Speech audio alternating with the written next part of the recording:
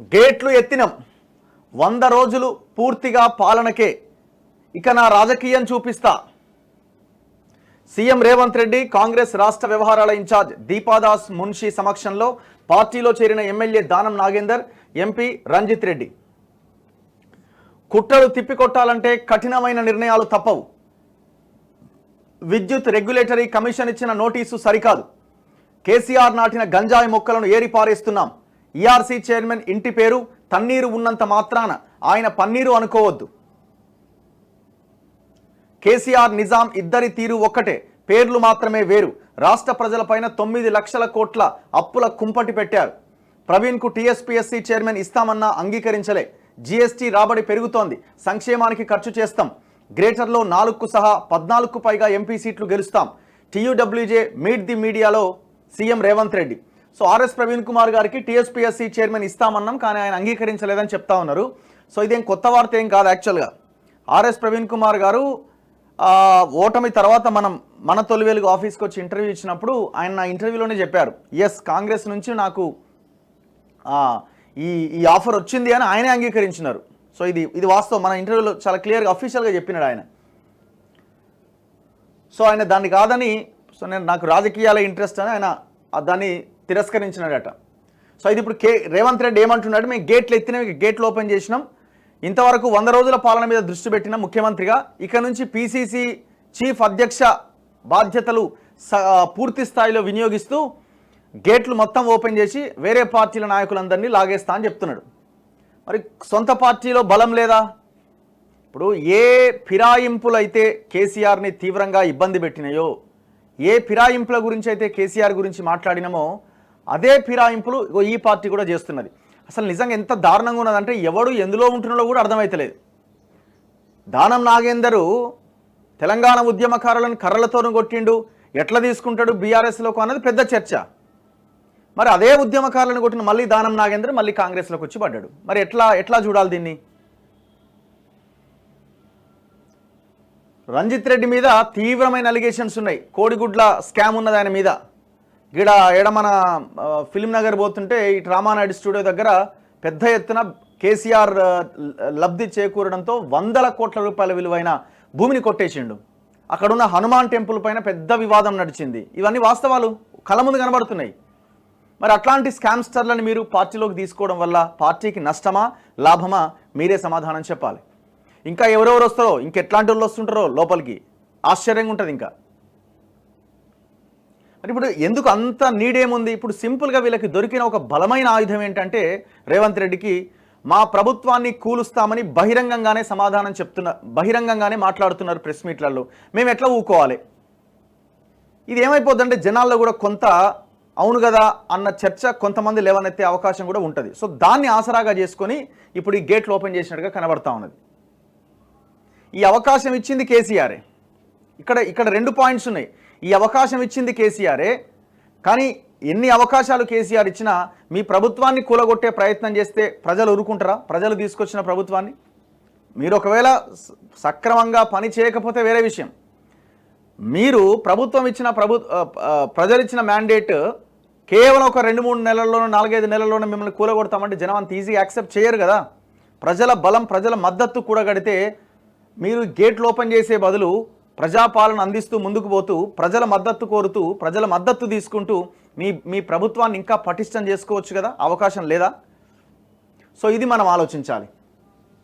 Party ఫిరాయింపులకు తాము కూడా గేట్లు ఎత్తామని ముఖ్యమంత్రి రేవంత్ రెడ్డి తెలిపారు.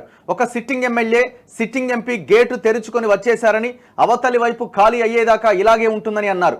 100 రోజుల మంచి పరిపాలన అందించామని, ఎవరొచ్చినా చేరికల దాకా పోకుండా పరిపాలనకే పరిమితమయ్యామని చెప్పారు. కానీ ప్రతిరోజు బీఆర్ఎస్ బీజేపీ నేతలు ప్రభుత్వాన్ని పడగొడతామంటూ కుట్రలు చేస్తున్నారని, ఆ కుట్రలు తిప్పికొట్టాలంటే కొన్ని కఠినమైన నిర్ణయాలు తీసుకోవాల్సిన పరిస్థితి వచ్చిందన్నారు. ఆదివారం టీయూడబ్ల్యూజీ ఆధ్వర్యంలో హైదరాబాద్లోని బషీర్బాగ్ ప్రెస్ క్లబ్లో నిర్వహించిన 100 రోజుల ప్రజాపాలన మీట్ ది మీడియా కార్యక్రమానికి రేవంత్ రెడ్డి హాజరై మాట్లాడారు. ప్రజలు ఎన్నుకున్న ప్రభుత్వానికి పారదర్శకంగా పనిచేసే అవకాశం ఇవ్వకుండా కేసీఆర్ నుంచి మొదలుకొని కడియం శ్రీహరి, బీజేపీ ఎంపీ లక్ష్మణ్ ప్రకటన చేస్తున్నారు. సో ఆయన పేర్లతో సహా ప్రస్తావిస్తున్నారు. లక్ష్మణ్ గారు అయితే ఒక 2-3 సార్లు అని ఉంటారు అనుకుంటా. ఒకవేళ మీరు కనుక ఈ ప్రభుత్వం కూలిపోతే అది మీదే బాధ్యత తప్ప మాకు ఇది లేదని ఇప్పుడు అది ఆయన ఆయుధంగా వాడుకుంటా ఉన్నాడు. కానీ జనం అడుగుతున్నది ఏంటి? సరే వాళ్ళు అన్నారు, మీరు ఏదో చేయడానికి ప్రయత్నం చేస్తున్నారు, ఓకే అని అనుకునే వాళ్ళు ఉన్నా ఇది ఎంతవరకు ఇది మంచి నిర్ణయము? మీకు 64 మంది ఉన్న తర్వాత ఇంకా మీకు ఏం కావాలా? సుస్థిరమైన గవర్నమెంటే ఉంది కదా అన్న కోణాన్ని కూడా ప్రజలు తీసుకొస్తా ఉన్నారు. మరి ఇట్లాంటి వాళ్ళని తీసుకుంటే ఎట్లా? దానం నాగేందర్నో రంజిత్ రెడ్డినో ఇట్లాంటి స్కామ్స్టర్లని కబ్జా, ఇప్పుడు ఇదే దానం నాగేందర్ మీద దాదాపు ఒక 10-15 అప్లికేషన్లు వచ్చినాయి కబ్జా చేసిన భూమి అని ప్రజాపాలనలో. మరి కాంగ్రెస్ పార్టీలో జాయిన్ అయిన దానం నాగేందర్ మీద చర్యలు తీసుకొని ఆ భూమిని పేద ప్రజలకు మీరు ఇస్తారా? ఈ క్వశ్చన్కి ఆన్సర్ చేయండి చాలు, దానం నాగేందర్ని తీసేసుకోండి. ఎక్కడ గీనే బేగంపేట దగ్గర ప్రకాష్ నగర్ దగ్గర భూమి కబ్జా పెద్ద ఎత్తున వార్త అయింది, వరుసగా వచ్చినారు వాళ్ళు పాపం అక్కడికి. మరి దానికి ఇప్పుడు యాక్షన్ తీసుకుంటారా? రాసిస్తారు దానం నాగేందర్కి. ఇప్పుడు గవర్నమెంట్ ఆయనదే కాబట్టి పోలీసులను అడ్డం పెట్టుకొని రాజకీయం చేస్తాడు, కథం. ఇంకా ఏది తెలంగాణ పునర్నిర్మాణం అన్న దానికి ఒక అర్థం ఏమైనా ఉన్నదా? సమాధానం చెప్పాలి మీరు. ఈ 100 రోజుల్లో మేము ఎక్కడైనా ఫిరాయింపులను ప్రోత్సహించామా? రాజకీయ ప్రయోజనాలు ఆశించామా? వాళ్ళిద్దరూ అంటే బీఆర్ఎస్ బీజేపీ ఒకే లైన్లో మాట్లాడుతున్నారు. ప్రభుత్వాన్ని పడగొడతామంటే చూసుకుంటూ కూర్చుంటామా? నేను ఇదివరకే చెప్పిన తారీఖు మీరే చెప్పండి చూసుకుందామని. అందుకే ఈ రోజు మొదలుపెట్టిన, నిన్న కోడ్ రానంత వరకు ముఖ్యమంత్రిగా విధులు నిర్వర్తించిన, ఇప్పుడు ఎన్నికల నగారా మోగినందున ఎన్నికల రూపం చూపిస్తా, ఈ రోజు నుంచి పిసిసి అధ్యక్షుడిగా పని మొదలు పెట్టిన 1 గంటలో మీ దృష్టికి వస్తుంది అని రేవంత్ రెడ్డి అన్నారు. ఇక తెలంగాణ రాష్ట్రాన్ని 3 భాగాలుగా విభజించి అభివృద్ధి చేస్తామని సీఎం చెప్పారు. ఔటర్ రింగ్ రోడ్డు లోపలి వైపు ఉన్న సిటీ మొత్తాన్ని గ్రేటర్ హైదరాబాద్ మున్సిపల్ కార్పొరేషన్ పరిధిలోకి తీసుకొస్తామని, ఔటర్ నుంచి రీజనల్ రింగ్ రోడ్ మధ్యలో ఉన్న ప్రాంతాన్ని హెచ్ఎండిఏ పరిధిలోకి తీసుకొస్తామన్నారు. రీజనల్ రింగ్ రోడ్ నుంచి తెలంగాణ సరిహద్దుల వరకు ఉన్న ప్రాంతాన్ని రూరల్ తెలంగాణగా పరిగణించి అభివృద్ధి చేస్తామన్నారు. వైబ్రెంట్ తెలంగాణ 2050 సాధనే లక్ష్యంగా ప్రణాళికలు తయారు చేస్తామని ప్రకటించారు. నిజాం నవాబు కేసీఆర్ ఇద్దరు ఒక్కటే. భారతదేశ చరిత్రలో 1948 సెప్టెంబర్ 17వ తేదీకి ఎలాంటి ప్రత్యేకత ఉందో తెలంగాణ రాష్ట్రంలో 2023 డిసెంబర్ 3వ తేదీకి కూడా అంతే ప్రత్యేకత ఉందన్నారు రేవంత్ రెడ్డి. 7 తరాల పాటు తన రాచరికాన్ని ఆధిపత్యాన్ని ప్రజల మీద రుద్ది స్వేచ్ఛాయుత వాతావరణం లేకుండా పెత్తనం చేసిన నిజాం ప్రభుత్వం సాయుధ రైతాంగ పోరాటానికి తలొగ్గి సెప్టెంబర్ 17వ తేదీన ఎలా కూలిపోయిందో కేసీఆర్ ప్రభుత్వం కూడా డిసెంబర్ 3వ తేదీన అలాగే కూలిపోయింది. ఇట్లా ఆయన మాట్లాడుకుంటూ వచ్చినారు.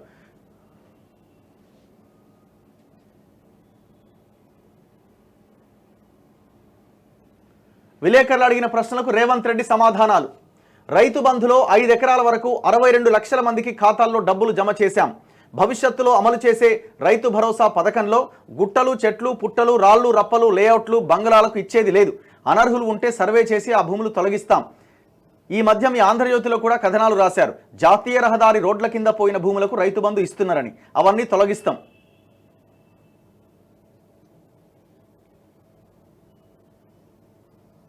కాళేశ్వరం ప్రాజెక్ట్ అవినీతి పైన ఎన్డీఎస్ఏ విచారణ కొనసాగుతోంది. జ్యుడిషియల్ విచారణ కూడా ఆదేశించినాం. ఆ నివేదికల ఆధారంగానే చర్యలు తీసుకుంటాం. కక్ష సాధింపు చర్యలు ఉండవు. కేసీఆర్ కుటుంబానికి అధికారం కోల్పోవడమే పెద్ద శిక్ష. అయిపోయింది. ఇక అసలు ఎంత అబద్ధం అండి, నాకు అర్థం కాదు. ఇంత పచ్చి అబద్ధాలు మాట్లాడితే ఎట్లా ముఖ్యమంత్రి హోదాలో ఉండి? కాళేశ్వరం ప్రాజెక్టు అవినీతి మీద నేషనల్ డ్యామ్ సేఫ్టీ అథారిటీ విచారణ కొనసాగుతోంది అంటున్నారు. నో, కాళేశ్వరం ప్రాజెక్టు మీద జరగట్లే. ఓన్లీ మేడిగడ్డ, అన్నారం, సుందిల్లా ఈ 3ంటినే పరిశీలిస్తున్నారు. ఎట్లీస్ట్ మేడిగడ్డ పంపోజ్ కూడా, సంవత్సరం క్రితం మునిగిన మేడిగడ్డ పంపోజ్ను కూడా కనీసం ఇట్లా టచ్ చేస్తలేరు. కను చూపు కూడా అక్కడ పోతలేదు. మీకు కూడా పోలే. అంత పెద్ద ఎత్తున పర్యటన అన్నారే, మంత్రులంతా పోయిరు, ముఖ్యమంత్రి ఒకసారి పోయిండు. మేడిగడ్డ పంపోజ్ చూసిరా? మెగా కృష్ణారెడ్డి కట్టిన మేడిగడ్డ పంపోజ్ చూసారా? లేదే. ఎందుకు అబద్ధం చెప్తారు? కాళేశ్వరం ప్రాజెక్టు అవినీతి మీద విచారణ ఎందుకు అంటారు? ఇది కాళేశ్వరం ప్రాజెక్టు మీద అవినీతి మీద విచారణ మీరు చేయట్లే. మీరు కేవలం చేస్తున్నది ఆ బరాజుల మీద విచారణ చేస్తున్నారు. అది కేవలం ఎల్ఎన్టీ కట్టింది, ఎల్ఎన్టీ వరకే మీరు పరిమితం అవుతున్నారు. టోటల్ కాళేశ్వరం ప్రాజెక్టు మీద మీరు చేయాలంటే మల్లన్న సాగర్ మీద చేయాలా, కొండపోచమ్మ సాగర్ మీద చేయాలా, ఆ టన్నెల్స్ మీద చేయాలా, కాలువల మీద చేయాలా, మిడ్మానేరు మీద చేయాలా, వీటన్నింటి మీద మీరు విచారణ చేయాలా? ఏది అసలు కనీసం దాని మీద ఒక రేవంత్ రెడ్డి నోటి నుంచి ఇంతవరకు మల్లన్న సాగర్ అన్న మాట వినబడ్డదా? మెగా కృష్ణారెడ్డి పేరు వినబడ్డదా? ఆశ్చర్యం వేస్తున్నది ఈ రకంగా అబద్ధాలు మాట్లాడుతుంటే. సో ఇక నుంచి కాంగ్రెస్ పార్టీలోకి బీఆర్ఎస్ ఎమ్మెల్యేలు క్యూ కట్టబోతున్నారు అన్నది మనకు అర్థమవుతా ఉన్నది చూస్తూ ఉంటే. సీఎం రేవంత్కు జ్ఞాపికను అందజేస్తున్న ప్రెస్ అకాడమీ చైర్మన్ శ్రీనివాసరెడ్డి, చిత్రంలో మంత్రి జూపల్లి అండ్ సీనియర్ జర్నలిస్టులు కూడా మనకు కనబడతా ఉన్నారు. విరాహత్ అలీ, శ్రీకాంత్ గారు అండ్ అయోధ్య రెడ్డి, ఆయన పిఆర్ఓ. నెక్స్ట్, నీ ఇంటి పేరు తన్నీరు ఉన్నంత మాత్రాన నీవు పన్నీరు కాదు. కేసీఆర్ ప్రభుత్వ హయాంలో చాలా విభాగాల్లో విషపురుగులు, గంజాయి మొక్కలు నాటారని, ఆ గంజాయి మొక్కలు పరిమళాలు వెదజల్లుతూనే ఉన్నాయని సీఎం రేవంత్ రెడ్డి వ్యాఖ్యానించారు. విద్యుత్ సంస్థలకు ముందుగా సబ్సిడీ చెల్లించిన తర్వాతే జీరో బిల్లులు ఇవ్వాలని తెలంగాణ విద్యుత్ రెగ్యులేటరీ కమిషన్ ప్రభుత్వానికి నోటీసులు ఇచ్చింది. ఆ మేధావిని నేను అడుగుతున్నా, ఇన్ని రోజులు ప్రభుత్వం రైతులకు ఉచిత కరెంట్ ఇస్తే ఏ రోజైనా ఇలాంటి ఆదేశం ఇచ్చావా? నీ జాతి బుద్ధి ఇంకా పోనిచ్చుకోవట్లేదు. నీ ఇంటి పేరు తన్నీరు ఉన్నంత మాత్రాన నీవు పన్నీరు అనుకుంటున్నావా? కేసీఆర్ ప్రభుత్వం 40,000 కోట్ల విద్యుత్ సబ్సిడీలకు బొక్కబెడితే ఈ తన్నీరు ఎవరైనా తన్నీరు శ్రీరంగారావు అని హరీష్ రావుకి బ్రదర్ అవుతాడు, కేసీఆర్కి అల్లుడు అవుతాడు. ఈయన తెచ్చి ఈఆర్సీ చైర్మన్గా పెట్టిండు. రైతుల మోటార్లకు మీటర్లు పెట్టాలని నోటీసులు ఇచ్చింది ఇగో ఈ పెద్ద మనిషే. కేసీఆర్ అంటుంటాడు కదా, రైతుల మోటార్లకు మీటర్లు పెడితే తలకాయ నరుక్కుంటా, మోడీ దగ్గర దీక్ష చేస్తా, ధర్నా చేస్తా అని. అసలు రైతుల మోటార్లకు మీటర్లు పెట్టాలన్న ప్రపోజల్ తీసుకొచ్చిందే కేసీఆర్ ఈ ఈఆర్సీ చైర్మన్గా ఉన్న తన్నీరు శ్రీరంగారావు ద్వారా డిస్కంలకి లెటర్ రాయించిండు. డిస్కంలు ఏమన్నాయి అప్పుడు, మా దగ్గర పైసలు లేవు, మేము ఆర్ఈసీకి లోన్కి వెళ్ళినాం, 90 కోట్ల రూపాయల లోన్కి వెళ్ళినాం, ఆ 90 కోట్ల లోన్ రాగానే అప్పుడు ఇంప్లిమెంట్ చేస్తామన్నారు. ఈయనేమన్నాడు, మీరు క్వార్టర్లీ రిపోర్ట్ సబ్మిట్ చేయమన్నాడు. దానికి వాళ్ళు ఇచ్చిన ఆన్సర్ అది, మీటర్లు పెట్టి మీరు రిపోర్ట్ సబ్మిట్ చేయండి అన్నాడు. తన్నీరు గుర్తుపెట్టుకో, నీవు కూడా ఎక్కువసేపు ఆ కుర్చీలో కూర్చోలేవు. యథాలాపంగా ఉన్నప్పుడు వేటు వేద్దామనుకుంటున్నావేమో, అలా కుదరదు. అందుకే ఈ గంజాయి మొక్కలను ఏరిపారేస్తున్నా. పేదలకు గృహజ్యోతి జీరో బిల్లు పథకాన్ని అమలు చేయడానికి, ఉచిత విద్యుత్ అమలు చేయడానికి ఎవరు అడ్డొచ్చినా అడ్డం తొలగించుకొని ముందుకెళ్తామని సీఎం ప్రకటించారట. మరి ఇప్పుడు ఆయన మీద మాట్లాడుతున్నారు, బాగానే ఉంది. జయేష్ రంజన్, నవీన్ మిట్టల్, స్త్రీనిధిలో, పంచాయతీరాజ్లో విద్యాసాగర్ రెడ్డి, ఎస్సీ కార్పొరేషన్లో లక్ష్మారెడ్డి, నరసింహారెడ్డి, ఇట్లా చాలామంది అధికారులు కరప్టెడ్ ఫెలోస్ ఇకమిక్ గవర్నమెంట్లో ఉన్నారు. మరి వాళ్ళని ఎప్పుడు తీసేస్తారు? వాళ్ళు ఏంటంటే ఇప్పుడు ఈ తన్నీరు ఈ శ్రీరంగారావు ఏమో కేసీఆర్కి అనుకూలంగా మాట్లాడుతున్నాడు కాబట్టి, రివర్స్ అవుతున్నాడు కాబట్టి ఆయన పేరు ఎత్తినారు. వీళ్ళంతా ఇప్పుడు ఆ ప్రభుత్వంలో ఉన్నప్పుడు ఆ ప్రభుత్వానికి ఊడిగం చేసినారు, ప్రజల్ని నాశనం చేసుకుంటూ. ఇప్పుడు ఈ ప్రభుత్వం రాగానే వాళ్ళని పక్కన పెట్టి వీళ్ళకి సార్ అంటున్నారు కాబట్టి వీళ్ళని ఏమంటలేరు. మరి అది ఎట్లా కరెక్ట్ అవుతుంది? గత ప్రభుత్వంలో అవినీతి చేసి, దోపిడీ చేసి, 100 ఎకరాలు కొల్లగొట్టి కోట్లాది రూపాయలు సంపాదించిన ఈ ఆఫీసర్ల మీద చర్యలు తీసుకోవాలి కదా. సో ముఖ్యమంత్రి గారు వీటి మీద కొంచెం మీరు కాన్సన్ట్రేట్ చేయాల్సిన అవసరం ఉంది. ఇంకా ఆయన మాట్లాడింది ఈ సామాజిక కోణం యాంగిల్ కూడా తీసుకొచ్చి నేను దాన్ని డిస్కస్ చేసిన తర్వాత రాబోయే వార్తల్లో నేను మాట్లాడతా.